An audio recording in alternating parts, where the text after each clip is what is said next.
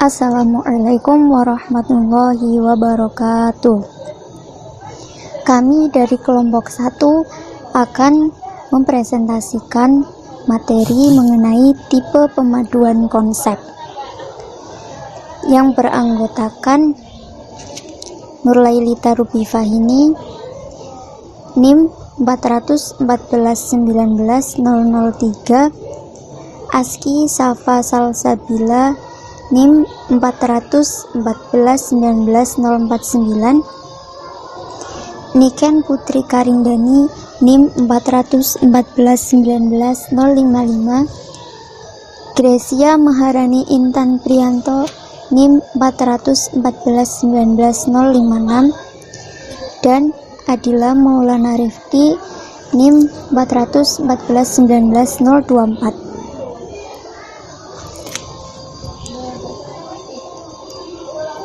Jadi sebelumnya kita perlu tahu dulu, sesuai arahan Kemendikbud itu dalam panduan kurikulum 2013, pembelajaran IPA di jenjang SMP atau MTS itu disarankan menerapkan 4 macam tipe keterpaduan yang dimodifikasi. Nah, 4 macam tipe pemaduan konsep itu meliputi connected, web, shared, dan integrate. Nah, yang contoh 4 ini adalah 4 dari beberapa tipe pemaduan konsep yang ada. Nah, selanjutnya kita akan bahas satu persatu tipe-tipe pemaduan konsep. Yang pertama, tipe-tipe pemaduan konsep sequenced. Nah, sequenced ini secara bahasa berarti rangkaian, urutan, atau tingkatan. Sequenced juga dapat dikatakan sebagai susunan bahan ajar yang terdiri atas topik atau subtopik, di mana di dalamnya itu ada topik atau subtopik yang terkandung ide pokok yang relevan dengan tujuan. Nah, model sequenced ini itu model pembelajaran terpadu yang menekankan pada urutan-urutan. Karena apa? Karena adanya persamaan-persamaan konsep walaupun mata pelajarannya ini berbeda. Nah, di dalam model ini itu membelajarkan beberapa konsep yang hampir sama diajarkan secara bersamaan. Bersamaan ini dalam artian konsepnya, sementara salah satu konsep tersebut tetap diajarkan secara terpisah. Nah, di sini dikatakan menurut Novi tahun 2012. Jadi, untuk penyajian pembelajaran terpadu sesuai dengan tipe sequenced ini, itu 2 atau lebih guru dapat saling menyusun urutan konsep pelajaran yang akan diajarkan, kemudian memadukan dengan urutan konsep yang telah dibuat oleh guru yang lain terhadap pelajaran yang diampu. Nah, ini contohnya itu ada seorang guru biologi membahas tentang fotosintesis. Kemudian guru kimia itu mengajarkan reaksi fotosintesisnya. Jadi keduanya ini saling berkaitan. Jadi guru biologi dan guru kimia itu bisa saling bekerja sama membuat kedua mata pelajaran ini konsepnya itu bisa secara urut disampaikan kepada siswa. Nah, ini ada gambarnya itu tipe sequenced, di mana di dalamnya itu ada 2 lingkaran yang hampir bersinggungan gitu ya. Selanjutnya kelebihannya. Kelebihan dari tipe sequenced ini. Yang pertama itu beberapa konsep yang hampir sama diajarkan secara bersamaan, terparalel, sehingga akan menjadi persinggungan isi materi. Jadi yaitu yang tadi contohnya itu biologi dan kimia. Yang biologi membahas fotosintesis dan kimianya itu di dalamnya itu terdapat materi yang berkaitan dengan reaksi fotosintesis. Jadi ada persinggungan isi materi. Yang kedua itu guru dapat membuat prioritas kurikuler. Jadi tidak hanya sekedar mengikuti urutan yang ada di buku, tapi guru itu dapat membuat tersendiri gitu. Tadi kayak guru biologi dengan guru kimia itu membuat rancangan-rancangan sendiri. Nah, selanjutnya kelebihannya itu membantu siswa mempermudah pemahaman terhadap materi yang disampaikan oleh guru. Jadi kan ya seperti yang tadi lagi contohnya biologi membahas fotosintesis, nah diperjelas lagi prosesnya atau reaksinya itu dalam materi di pelajaran kimia. Yang keempat itu menambah kreatif guru untuk menganalisis urutan suatu pokok bahasan.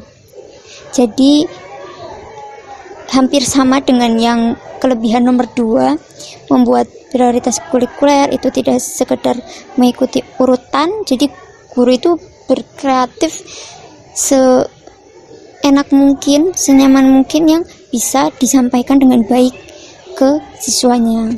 Yang kelima, mempererat hubungan antar guru mata pelajaran yang berbeda. Jadi ya seperti tadi lagi contohnya guru biologi dengan guru kimia, yang keduanya itu mengajarkan saling berkaitan dan keduanya pun bisa mempererat lewat sini.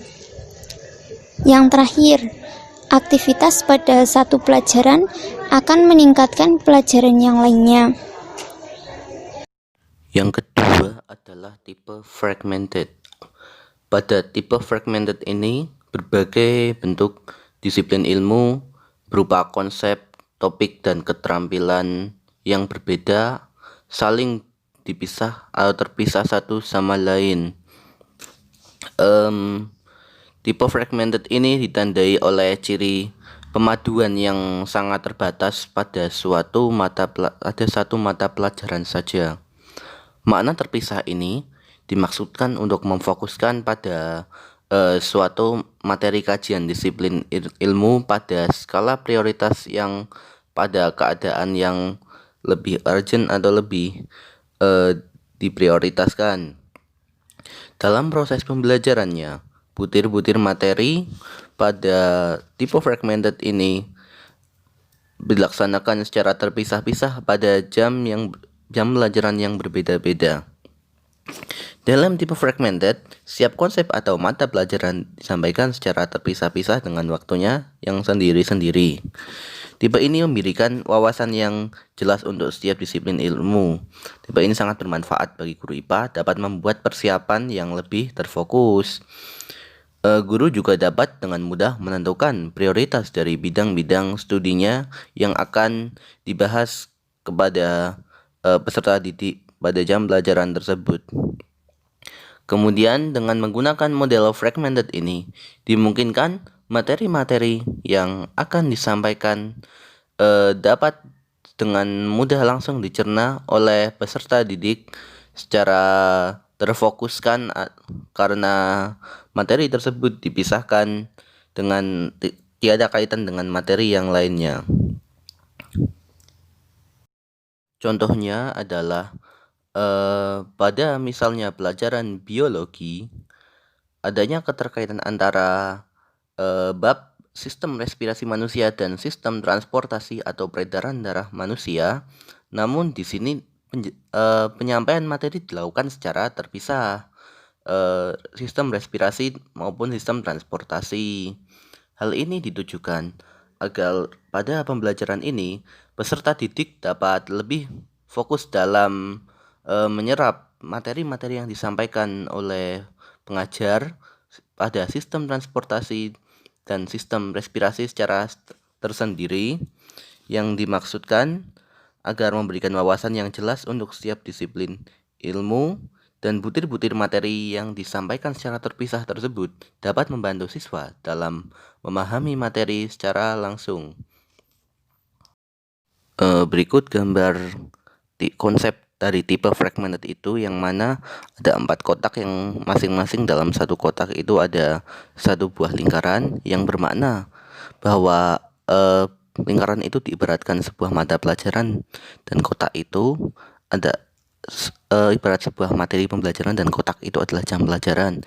Sehingga meskipun dalam satu mata pelajaran yang sama, materi-materi yang notabene berbeda juga disampaikan pada jam pelajaran yang berbeda pula. Kemudian kelebihan dari tipe fragmented ini yang pertama, adanya kejelasan dan pandangan yang saling terpisah pada suatu kajian teori pada suatu mata pelajaran tertentu. Kemudian yang kedua, memberikan wawasan yang lebih jelas tersendiri, yang mana wawasan ini lebih fokus pada suatu kajian materi yang disampaikan pada waktu tersebut.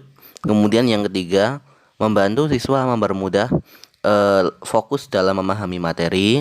Karena materi disampaikan secara terpisah, maka fokus atau konsentrasi siswa dalam memahami materi juga akan terpisah pula dan lebih difokuskan pada materi yang disampaikan pada ketika itu.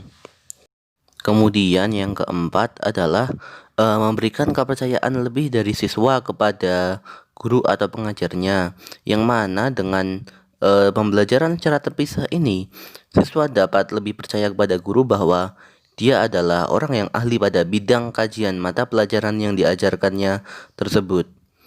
Kemudian yang kelima, mudah menentukan prioritas materi, yang mana materi yang disusun berdasarkan RPP atau silabus yang didasarkan pada kurikulum yang berlaku diurutkan sesuai prioritas materi kepada peserta didiknya nanti, yang mana prioritas ini diurutkan berdasarkan bab dari awal sampai akhir.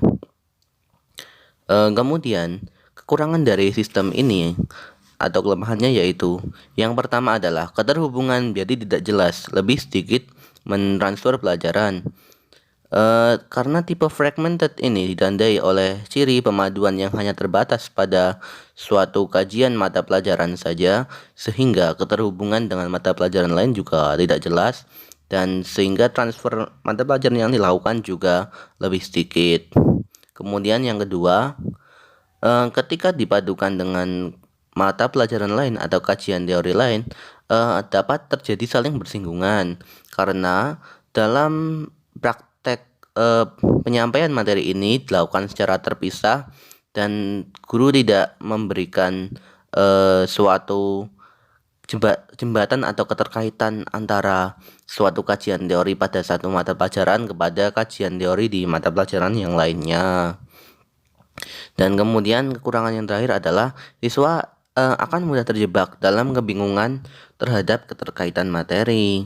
Hal ini karena penyampaian yang terpisah tersebut, maka siswa akan bingung bagaimana itu keterkaitan antara satu materi dengan materi yang lainnya.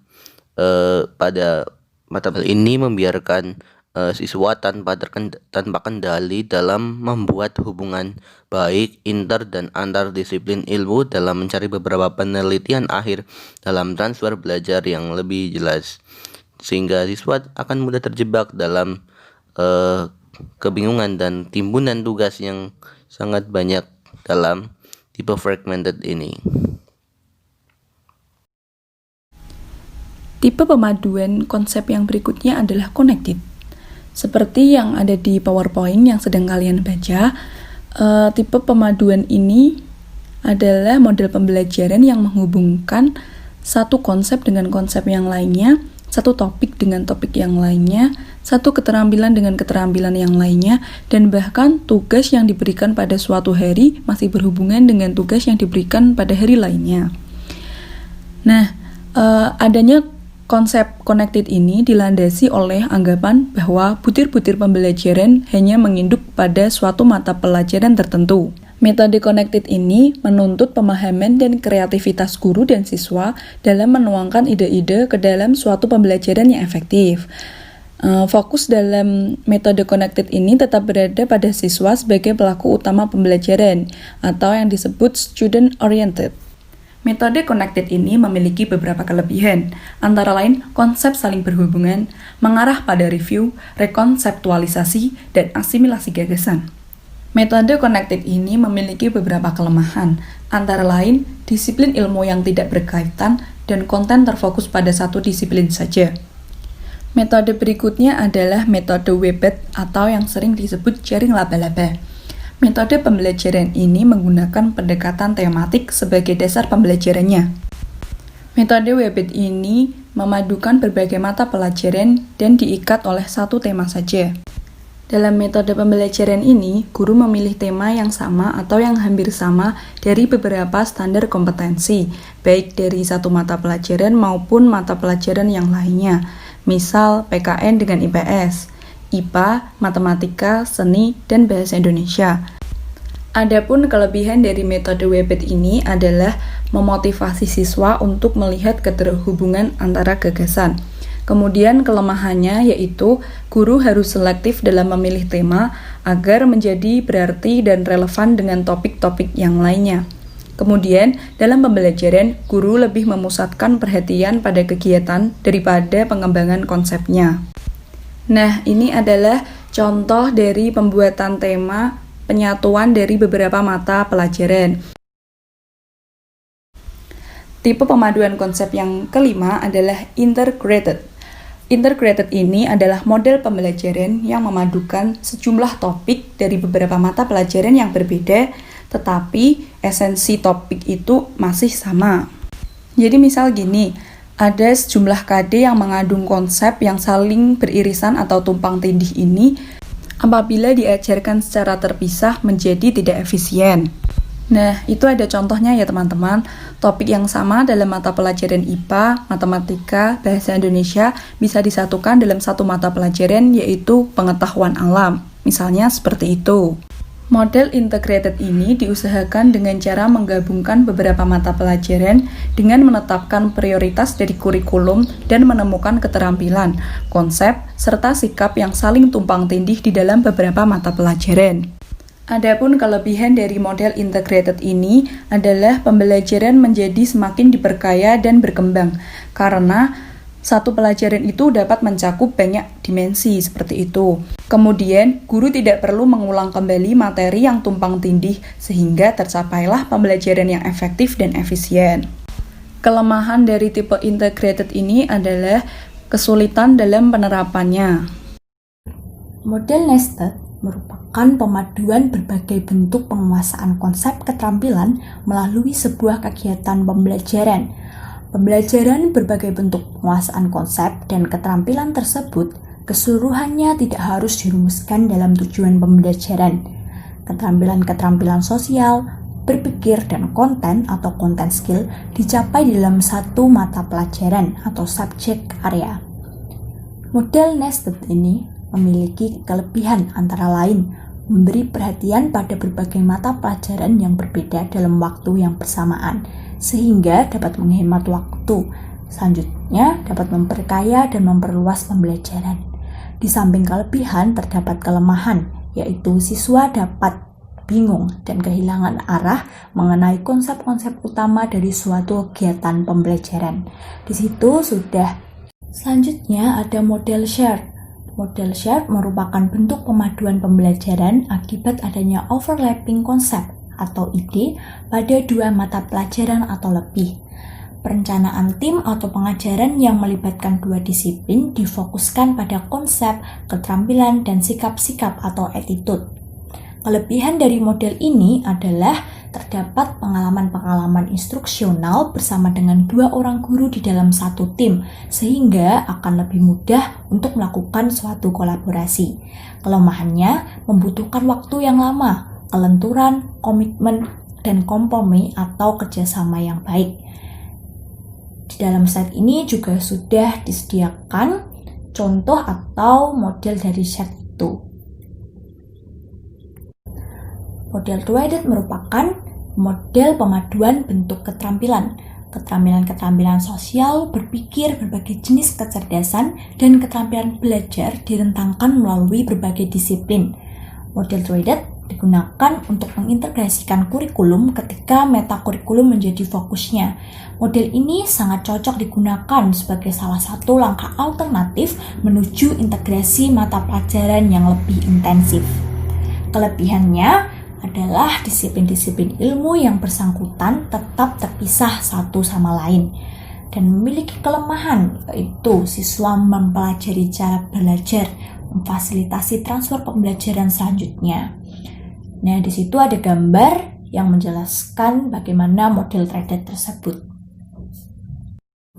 Lanjut, model immerse. Model immerse dirancang untuk membantu siswa dalam menyaring dan memadukan berbagai pengalaman dan pengetahuan yang dihubungkan dengan medan pemakaiannya. Siswa memadukan apa yang dipelajari dengan cara memandang seluruh pengajaran melalui perspektif bidang yang disukai atau area of interest. Dalam hal ini, tukar pengalaman dan pemanfaatan pengalaman sangat diperlukan dalam kegiatan pembelajaran.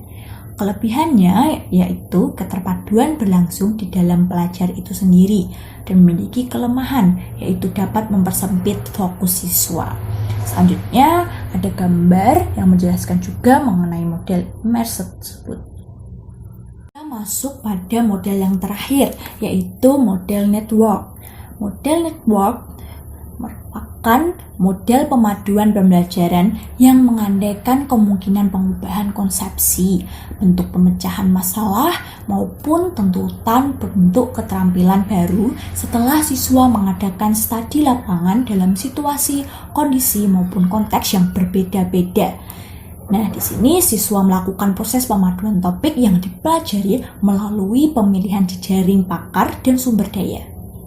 Kelebihan dari model network yaitu bersifat proaktif. Siswa terstimulasi oleh informasi, keterampilan, atau konsep-konsep baru. Kelemahannya yaitu dapat memecah perhatian siswa, upaya-upaya menjadi tidak efektif. Dalam Pemilihan tipe pemaduan konsep. Yang pertama, memungkinkan untuk dipadukan. Keterpaduan suatu konsep yang akan disusun tidak boleh dipaksakan, karena hal ini akan mengakibatkan hilangnya hakikat konsep yang seharusnya dikuasai oleh siswa. Di sini, guru harus mengetahui mana kompetensi dan lintas kompetensi yang bisa disatukan. Solusi dalam problem aspek pertama ini yaitu dengan menghubungkan antar konsep dalam satu bidang saja. Yang kedua, kejelasan tipe yang dipilih. Guru disarankan menggunakan tipe pemaduan yang telah ada. Namun, hal ini tidak menutup suatu kemungkinan seorang guru untuk mengembangkan pola pemaduan dari hasil belajar berkelanjutan. Tetapi, pemaduan ini haruslah dengan alasan yang logis. Dan sebaiknya tidak memaksakan tipe yang diterapkan untuk menyajikan suatu keterpaduan. Yang ketiga adalah pemahaman lintas konsep.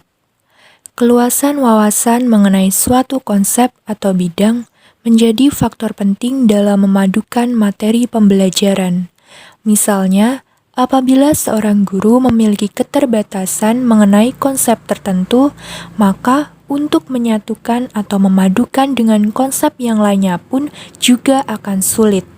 Nah, di sini seorang guru haruslah memiliki kemampuan untuk membelajarkan secara hebat baik pemaduan konsep maupun lintas bidang, sehingga sangat diperlukan wawasan serta pengalaman yang luas.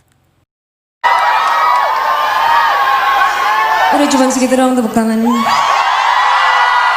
Udah cuma segitu doang tepuk tangan.